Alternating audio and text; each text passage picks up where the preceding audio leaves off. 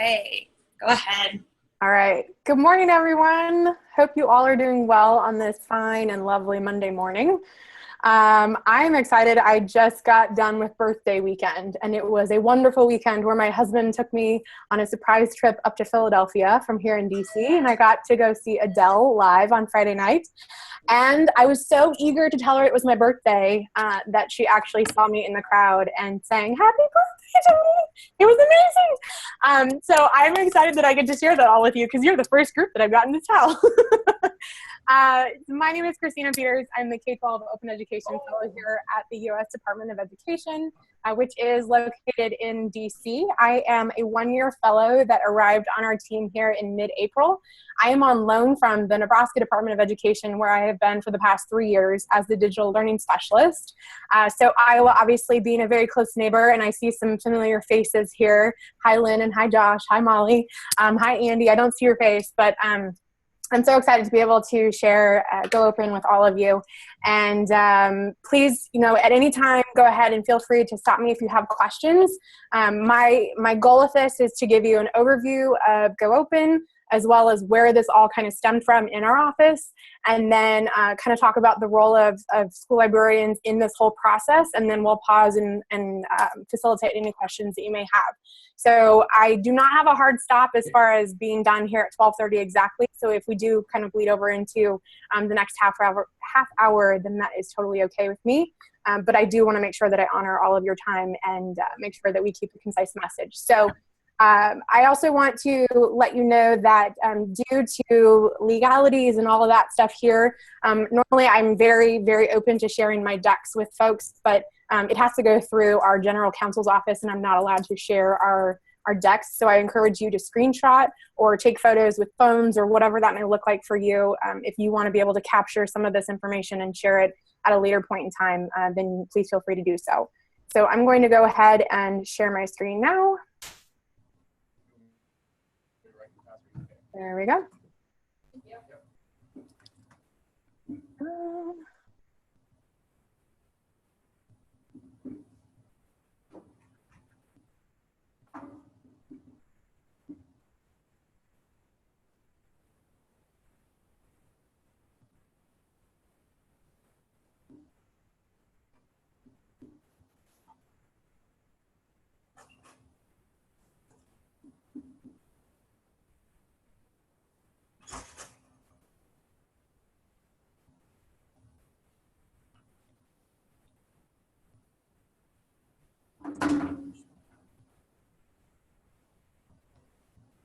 Hi, sorry about that. I was going to say, I just lost audio, but.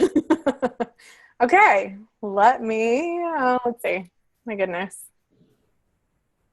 That was fun. Totally just kicked me out and made me go through the whole process of logging back in. So, gotta love technology. Here we go. Can you all see my screen? No, I do not. Okay. And we just tried this and it works. Yeah. And you know what? It might do live count when you went full screen, Kristina. Okay. So maybe, if you had the slides on the left-hand side, I don't think that's a big deal. Okay. Then I'm going to go ahead and do that because it's not letting me go presentation mode. That's really interesting. Okay, so we did just try that, but that's all right. Yeah. We'll go this route. All right, so GoOpen. Something new called GoOpen. All right, so GoOpen is an active hashtag on Twitter. So if you feel like you want to learn some more information, see resources, see what people are talking about GoOpen, please feel free to check that out on Twitter, not to be confused with GoOpen, which we so lovingly call it around here in the office. But GoOpen, we are excited that about an hour ago, we just had another state officially join us. And so that is pretty active right now on the hashtag, and you can check that out, hashtag GoOpen. The National Ed Tech Plan is our flagship document that takes place here in our office, specifically in the Office of Educational Technology. I would encourage you all to take a look at this. This is the 5th iteration of the National Ed Tech Plan, or NETP. It started in 1996. So we are excited to kind of move away from software and hardware specifics, but looking at things that are really more of a call to action for the active use of technology. And we have a collection of recommendations and real world world examples that are in there. And it's written for a cross section of people, from teachers all the way up to district level decision makers and full-on policymakers.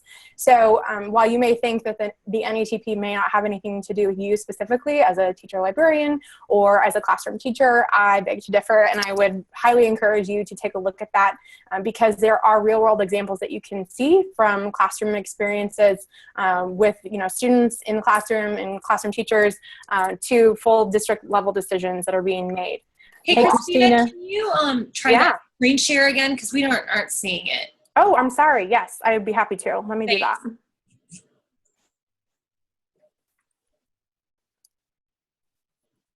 Let's try one more time. Hold on just a moment. It's not letting me do anything right now. Oh, there. Okay, better? Sorry about that. Yes. Okay.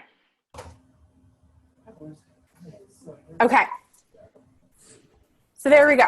So we've moved from the anytime, anywhere learning to the everywhere, all the time learning, especially because we know that we have access, students have access to devices at all times. So we have here on the school bus to the diner, thinking about access in coffee shops and McDonald's, knowing that we have access to everywhere, all the time learning. And this is the how the NATP is broken down into 5 specific areas where learning is the center of everything. And that is, surrounded by teaching, assessment, and leadership. And then that is fully surrounded by a nimble and safe infrastructure that we have in each of our schools. Lastly, the NATP moves from the digital divide to the digital use divide, where we know students are coming to us knowing how to use technology a lot of time, but in a very passive way. And then we want to change that conversation. If most of you are familiar with the SAMR model, moving from substitution to the R, and that we can do a re-augmentation, or that things could not be done without technology. So we have things like interaction with experts and global connections, collaboration through whatever software or hardware that may look like, but moving to active use of technology. I say all of this because this is our publication that grounds the work that we do here in our office. But really, when we start to look at GoOpen, we go back 3 years ago to when the president announced the Connect Ed initiative. And this is his famous quote: "In a country where we expect free Wi-Fi with our coffee in many of our coffee shops or in a McDonald's, we should definitely demand it in our schools." And that is when the Connect Ed initiative was launched 3 years ago, focusing on connectivity, professional learning, high quality devices and software, and then high quality affordable digital resources. So the connectivity over the past 3 years, we've been able to get connectivity from 35% to approximately 75% of our schools broadband access. So that's given broadband access to over 20 million students across the country. We also had commitments from very large companies to provide high quality devices and software.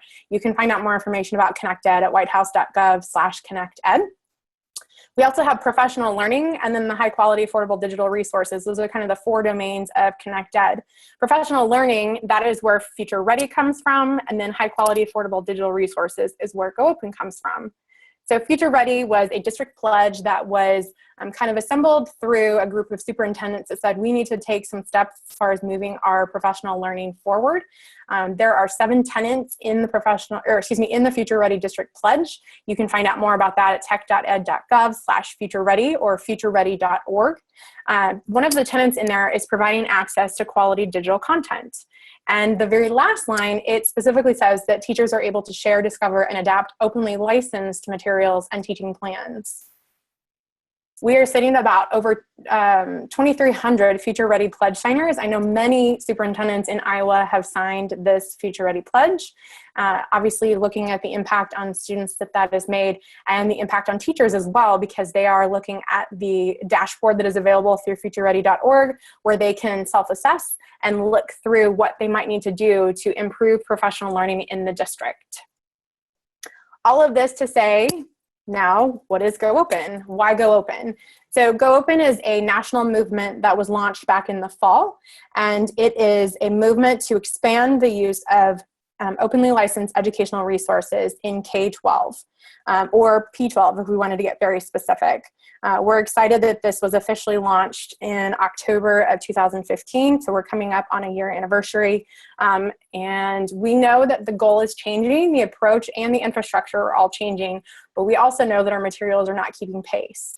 And as many of you that work directly with classroom teachers, collaborating with them, helping them curate resources and tools and apps, I'm sure that you all are aware of that we are kind of at this, this crossroads in education specifically, where we know things are moving forward when we have 21st century skills that are now being focused on, even though we're technically 16 years into the 21st century, but those non-cognitive skills that we're really trying to make sure that students are aware of, that they're developing, but we also know that the materials that are helping support that in a classroom setting are not keeping pace. And so that is where GoOpen comes into play. So we all know the traditional C, the big C, for copyright. Most of you are already familiar with that.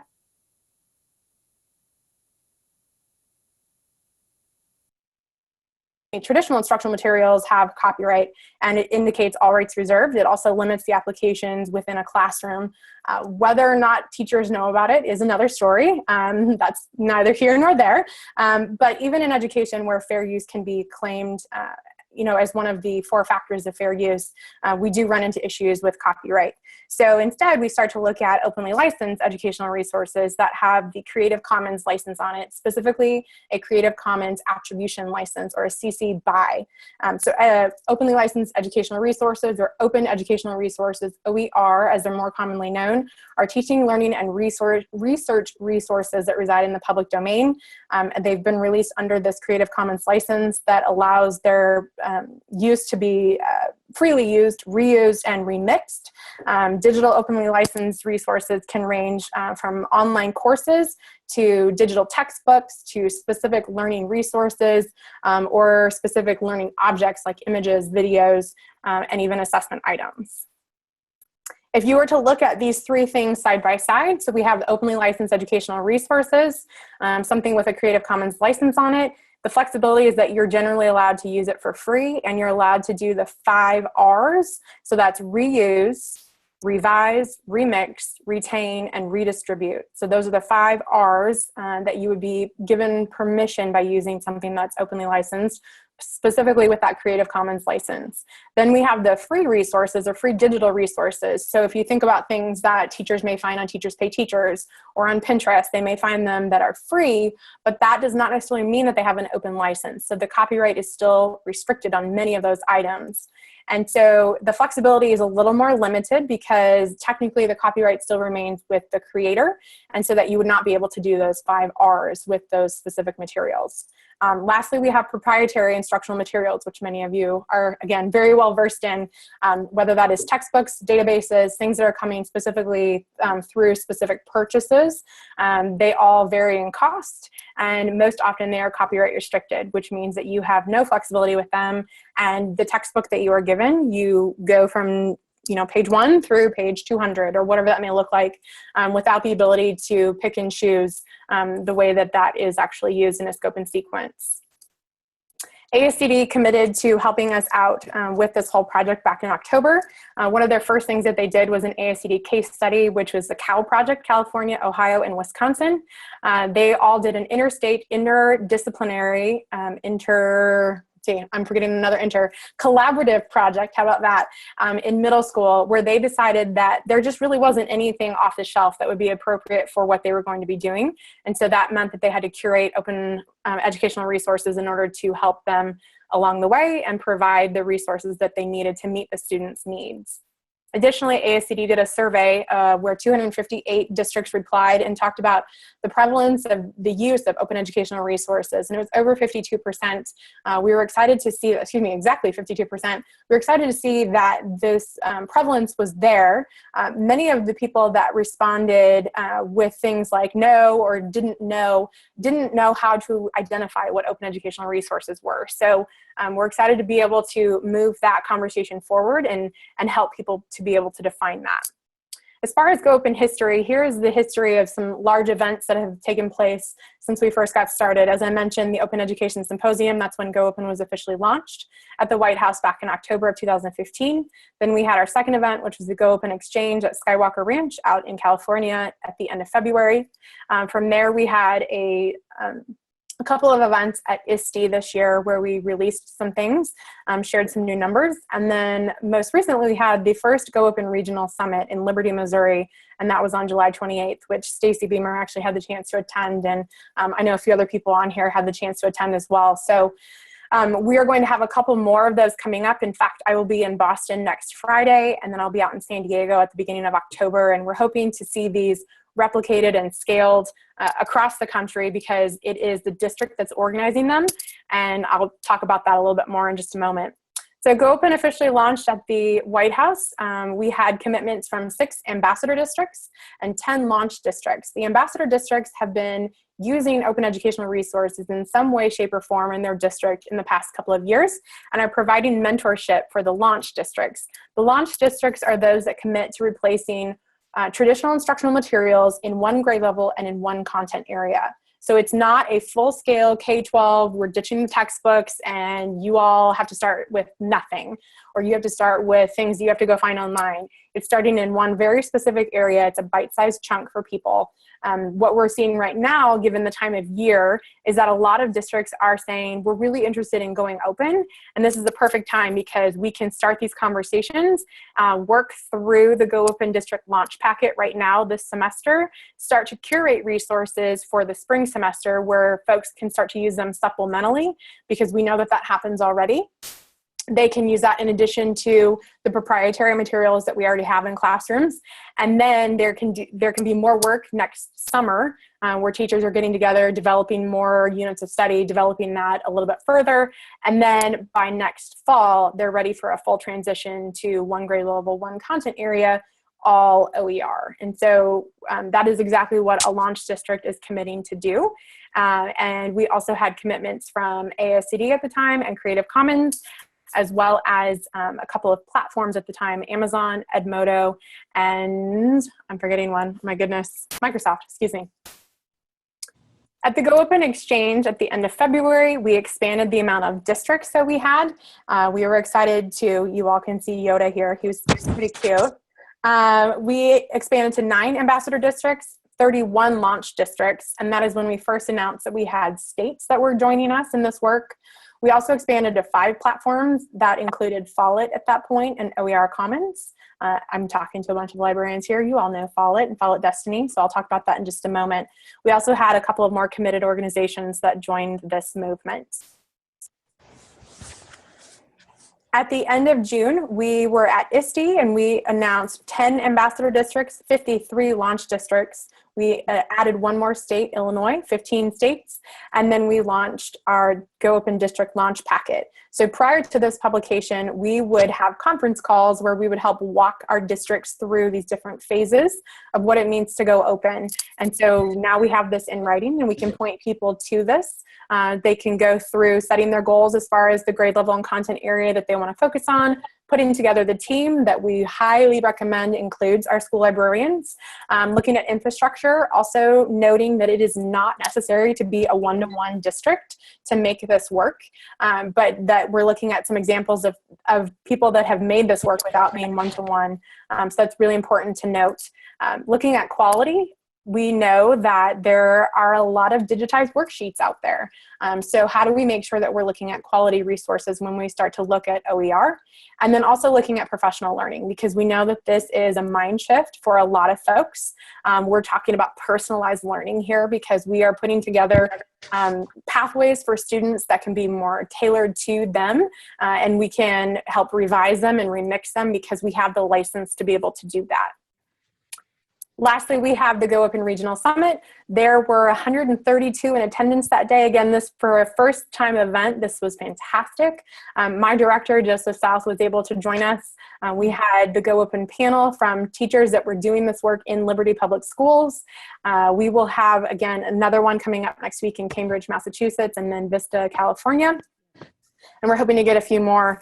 We'd love to see one in Iowa. But this provided some, some context for folks as far as those that are getting interested in this. If you had no background knowledge and were just interested in getting into OER, then this is what you could do.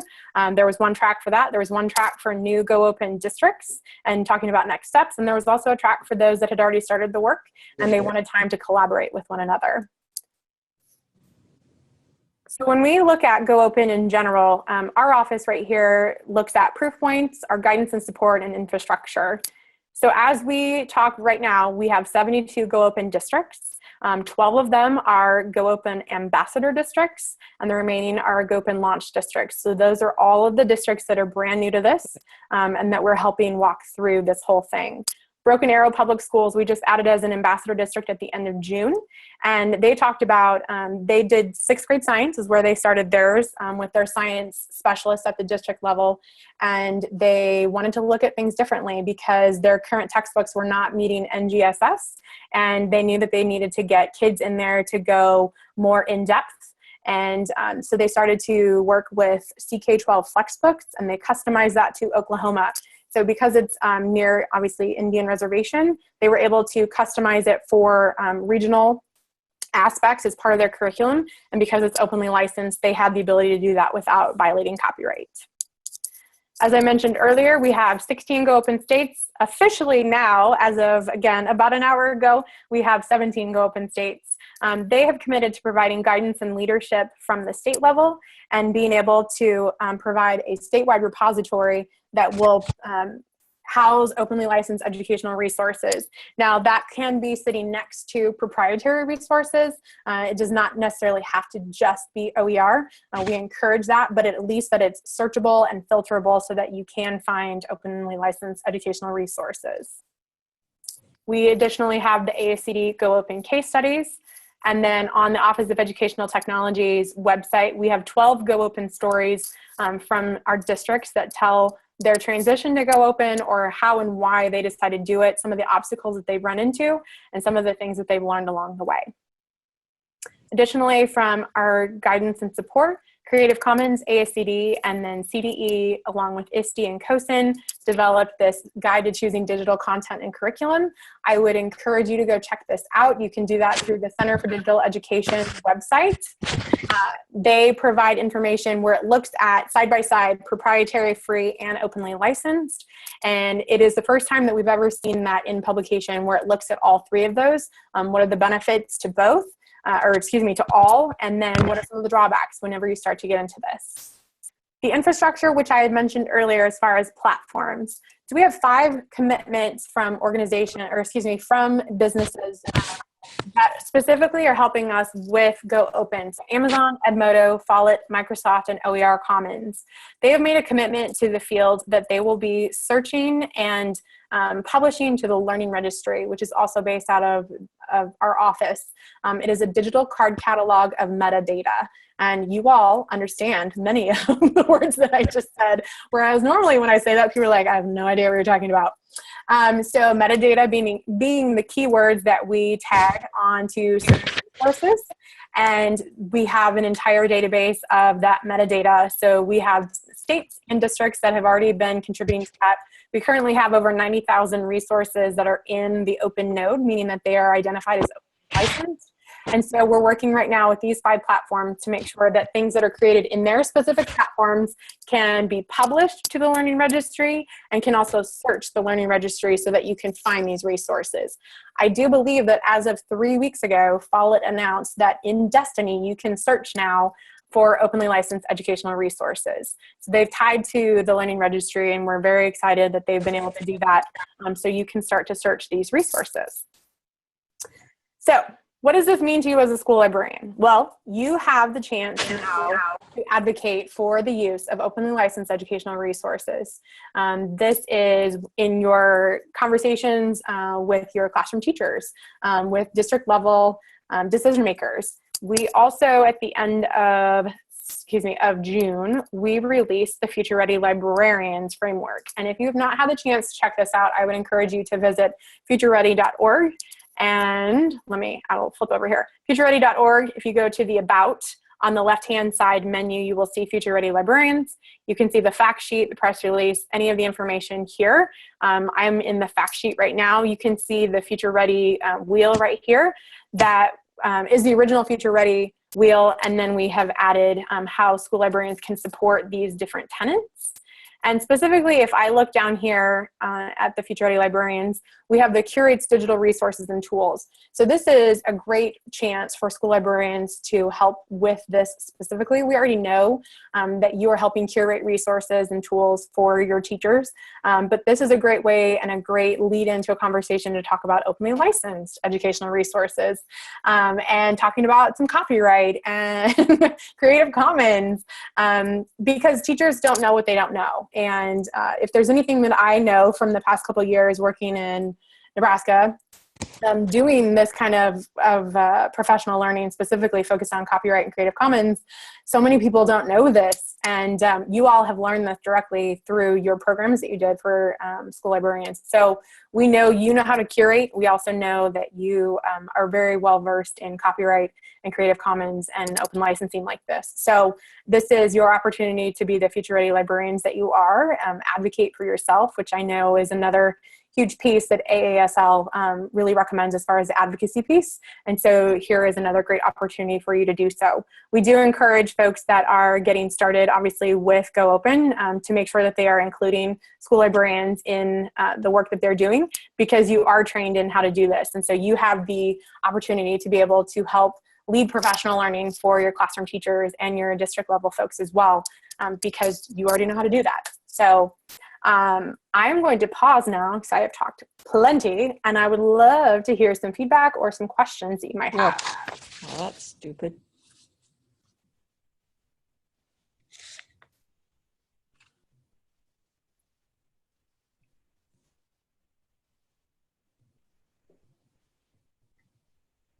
I don't have a question, but I have a comment. Yeah, please do.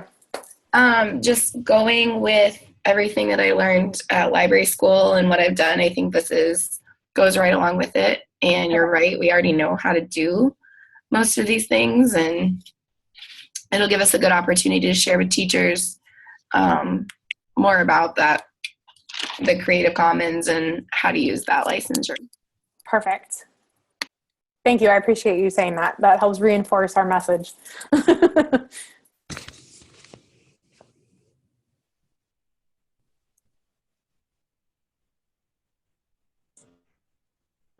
Kristina, one of the things I just wanted to mention after attending that regional summit, I know we've had this conversation before, that some of the districts see the GoOpen movement and OER as a cost saver and has financial implications for the districts. And I would agree that potentially it could, because you are curating your own content and personalizing textbooks and things and not paying for textbooks. But it's just, I think it's important to keep in mind, though, that you still need to allocate people and time and quality folks to, so you're investing your money now into the people who are curating that content instead of necessarily just buying that textbook. Absolutely. Absolutely. And that is, thank you for bringing that up. I really appreciate that. That is one thing that we definitely preface with districts that are making this decision. Most often people are saying, we want to do it because we want to eliminate that budget line item for textbook A. But we really talk about it's a reallocation of funding and making sure that the teachers that are curating, or the whole team that's doing the work, the curation or the creation, that they are compensated for their time, because OER is free like a puppy, not necessarily free like beer. And so it's very important that teachers are recognized for the work that this takes. And also making sure that you have your subject matter experts at the district level or at the AEA level, however that looks in Iowa specifically, that are helping provide that quality assurance piece whenever you start to look at things. But, teachers are creative professionals. And so it's using the best judgment that they have as well, looking at something and saying, no, this is terrible, I would never use this. And just making sure that it's curating a really good set of resources that you can use. And there are a couple of rubrics that we definitely include in the GoOpen District Launch Packet, whether it's the Achieve rubric that specifically looks at OER, or if it's more personalized to a specific district, like Lawrence Public Schools in Kansas has taken that Achieve rubric and personalized it for their district specifically. But we know that this is an important piece. We also have districts that have taken, they've had it so that a school board needs to approve textbook purchases often. And so instead of putting in science curriculum A, they have somehow rewritten that so that includes the piece where it would be the group of GoOpen team would be getting together. Maybe that's once a month where they're curating. They need subs paid for whatever that looks like, half a day, full day, or maybe it's quarterly, however that looks in your district, but that it's actually in writing and that it's not just a verbal commitment. So that the school board can approve that and it is on paper so that those districts and those teachers feel that they're covered. So we know that that's an important element in this process as well. Kristina, I had a question. Since the first time I heard you speak a couple weeks ago, I'm puzzled about all the resources that are out there, because I know the Library of Congress has tons of lesson plans. Not all of them, I guess when I think about it, not all the primary sources are open access, so that's what we have to remember. I tend to forget that one as well. And then there are a lot of other places too, and in the state of Iowa's got resources or digital libraries too that are, some are open access, I guess, and some will be. But it seems to me as a librarian, it's overwhelming to go out and find all this stuff. Right. And so I'm a little confused with them. We're going to look at this later, the OER Commons that we've been talking about. But not everything is there. Is the vision that there's going to be more and more? And I guess as a librarian, where do I go and where do I start? Yeah, no, that's a really great question. So like I mentioned, we have the 5 platforms that have committed to the integration with the Learning Registry. So there's over 90,000 items that are currently in there, and those are learning resources. So it's more than just a learning object, which is a single file image primary source, like you had mentioned. So those are more learning resources, whether that's a lesson plan, a full kind of activity, whether it's an anticipatory set, a formative assessment, it really ranges, as well as the contributors of those resources. So what we're encouraging for our districts as well as our state level folks is that they contribute to that. And that's part of this whole thing, is that sharing is caring, that we want to be able to share those resources because we want to leverage the greater good as far as what everyone has done. So it's not really it's not an official GoOpen platform, but we know that many of our districts are using ck12.org. They're using their Flexbooks because it is the most similar to replacing a traditional textbook. And so they start with their Flexbooks, they customize it, they rearrange the chapters, they make sure that the vocabulary is aligned to state level standards or NGSS or whatever it may be. But part of the requirement of doing so is when you are finished with your overall Flexbook is that you post that back up onto the community, because then you're sharing those back out. And so that's what we're really hoping that this does, is that we are developing that community that is sharing this with one another. In this Learning Registry, is that a link off of your page? You probably said that and I missed it totally. No, that's fine. So I will tell you, the learningregistry.org is out there and available. So it is not pretty, and it's really designed to work as the back end where these platforms are creating these front ends that will tie to one of these. So if you wanted to go search learningregistry.org, you are not going to get very far. It is not an easy search. That's why we're working with these platforms that can help us search that Learning Registry over here. And by platforms, you're talking about Amazon, Edmodo, Follett. Okay. Exactly. Yep.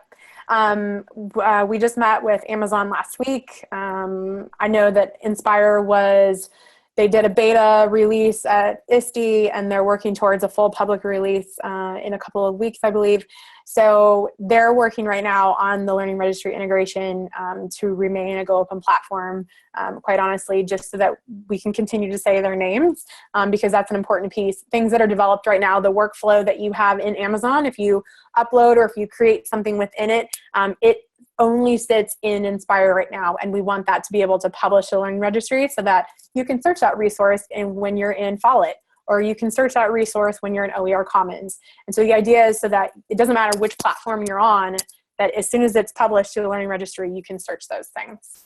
So you're saying Follett's a platform, so I would be able to go to my Destiny, Yes. and look for these lesson plans and resources. But That is correct. Now, I will say I've not, we haven't had a demo from them in a couple of weeks, but I know that they were tweeting about it and they sent us an email saying that the integration was completed. So you should be able to go into Destiny and do a search for OER. Oh, that's very cool. Yeah, we're excited. They're in 60% of our schools across the country. So we figured that was a good saturation of OER to get out there. So Kristen, if you have schools that are not using Destiny platform, Yep. We do have a few of those. Are those resources then not available to those other schools? So just they not would, through Destiny? right. So they're tying to the learning registry, which means that it would be one of those things where you can search on the other platforms and get access to those resources. Okay. Yep. Makes sense. Yeah. And that's the, I mean, again, that's the goal, is that we've helped kind of set up that infrastructure for the learning registry to continue to exist. And then we're working with these platforms that provide the fancier version of it so that you can actually search it, search and discover the resources that you're looking for.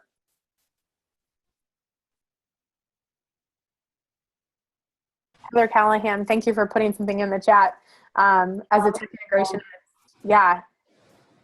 Amazon. Kristina, could you repeat those platforms? Follett, Amazon, Edmodo, Microsoft. Yep, and OER Commons. Yep, and that is by no means an exhaustive list. We know that there are plenty of other resources out there. Those are the ones that have made commitments to GoOpen and to the field in order to integrate with the learning registry that we currently know of. I imagine there will be more, and I did see those listed on your webpage too, so I figured that would be bigger. Are there any other questions that you have?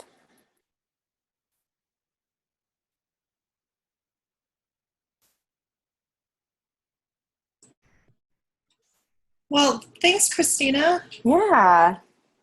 Check in the chat one more time. I think we're good there. Okay, great. All right. If there are any questions to follow up, Yeah. I mean, they could probably reach out to someone at their AEA. Sure. You Iowa folks, or?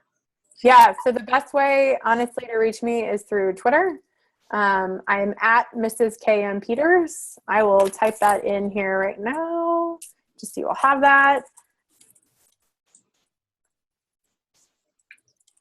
And her profile pic looks like her. Yeah. Ginger, thank you. There is an EdWeb webinar on GoOpen on Wednesday, and that will be led by Andrew Marcinick, who actually used to be in this office as the Open Education Advisor prior to my arrival, and so I got to take over this project from him at OET. But he will be talking about GoOpen. He just pinged me this morning to get an update on numbers, so I'm excited that he'll be able to lead that. Additionally, you all are welcome to my email address, which is just kristina.peters@ed.gov. And I threw a link in the chat. I will, I've recorded this, lucky us, and I will get this uploaded and then link it on our Grantwood Digital Learning site, and I will shoot that link also over to Norma so you can share it also, but that's where this link and some of the resources that Kristina referred to that were in the SMORE that got sent out are also linked on that site. So I put the learning registry resources, it looks like those are there, the guide to choosing digital content curriculum, the future ready librarians, and the district launch packet are a few. So if you're looking for any of those links, we got them on that site. Ready to roll. Thank you, Stacy and Kristina. Yeah. Thank you all. Hope you have a great week. All right. Thanks, everybody. Right.